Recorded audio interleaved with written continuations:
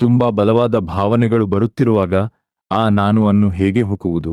ಒಬ್ಬರು ನಿಮಗೆ ನೋವುಂಟು ಮಾಡುವ ಮಾತು ಹೇಳುತ್ತಾರೆ ಎಂದು ತೆಗೆದುಕೊಳ್ಳೋಣ. ನೀವು ಅಪ್ಸೆಟ್ ಆಗುತ್ತೀರಿ. ಆಗ ಅಪ್ಸೆಟ್ ಆಗಿರುವುದು ಯಾರು? ಯಾರಾದರೂ ನಿಮಗೆ ಏನೋ ಮಾತು ಹೇಳಿದ್ದಾರೆ. ನೀವು ಆ ಪದಗಳನ್ನು ಕೇಳಿದ್ದೀರಿ. ಆ ಪದಗಳನ್ನು ಅವೇರ್ನೆಸ್ ಜಾಗೃತಿ ಕೇಳುತ್ತದೆ. ಒಬ್ಬರು ಇಂದು ಎಷ್ಟು ಸುಂದರ ಮಧ್ಯಾಹ್ನ ಎಂದು ಹೇಳಿದರೆ ನೀವು ಅಪ್ಸೆಟ್ ಆಗುವುದಿಲ್ಲ. ಆದರೆ 2 ನಿಮಿಷಗಳ ನಂತರ ಯಾರಾದರೂ ನೋವುಂಟು ಮಾಡುವ ಮಾತು ಹೇಳಿದರೆ ನೀವು ಅಪ್ಸೆಟ್ ಆಗುತ್ತೀರಿ. ಹೀಗಾದರೆ ವ್ಯತ್ಯಾಸ ಏನು? ಒಂದು ಕಥೆ ಶುರುವಾಗುತ್ತದೆ, ಅವರು ಹೀಗೆ ಮಾಡಬಾರದಿತ್ತು. ಆದರೆ ಅದನ್ನು ಹೇಳುತ್ತಿರುವುದು ಯಾರು? ಮಾತುಗಳನ್ನು ಕೇಳುವುದು ಅವೇರ್ನೆಸ್. ಆದರೆ ಅಪ್ಸೆಟ್ ಆಗುವುದು ಅವೇರ್ನೆಸ್ ಅಲ್ಲ. ಅವೇರ್ನೆಸ್ ಖಾಲಿ ಜಾಗದಂತೆ. ಅದು ಪ್ರತಿರೋಧ ಮಾಡುವುದಿಲ್ಲ.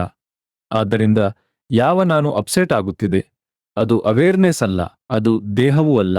ಅದು ಆಲೋಚನೆಯೂ ಅಲ್ಲ. ಹಾಗಾದರೆ ಅದು ಏನು? ಒಂದು ಕಥೆಯಲ್ಲಿರುವ ನಾನು, ನನಗೆ ತಪ್ಪು ಮಾಡಿದರು ಎಂಬ ಕಥೆ. ಆ ಕಥೆಯ ಕೇಂದ್ರ ಪಾತ್ರ ನಾನು. ಆ ನಾನು ಅನ್ನು ಹುಡುಕಿ ನೋಡಿ. ಅದು ಎಲ್ಲಿದೆ? ಅದು ಯಾವ ರೂಪದಲ್ಲಿದೆ?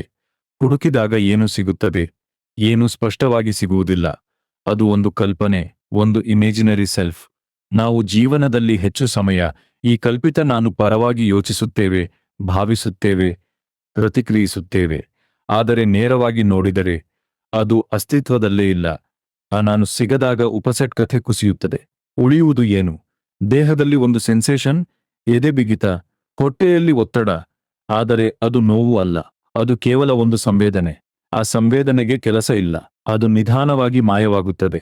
ಮತ್ತೆ ಮತ್ತೆ ಈ ರೀತಿಯಾಗಿ ಆ ನಾನು ಅನ್ನು ಹುಡುಕುತ್ತಾ ಹೋದರೆ ಒಂದು ಸತ್ಯ ಸ್ಪಷ್ಟವಾಗುತ್ತದೆ.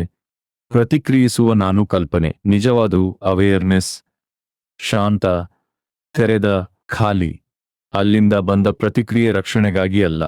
ಅದು ಜ್ಞಾನ, ಪ್ರೀತಿ, ಸ್ಪಷ್ಟತೆಯಿಂದ ಬರುತ್ತದೆ.